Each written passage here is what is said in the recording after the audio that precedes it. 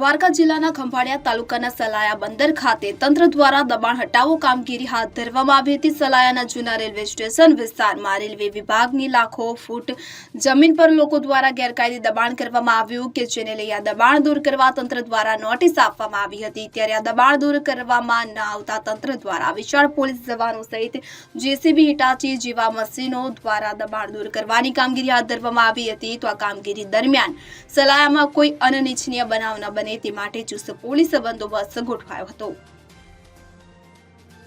અસહદ બલોચ સાથે CN24 news Dwarka. હવે જુઓ દેશ દુનિયાની તમામ ખબરો તમારી આંગળીના ટેરવે।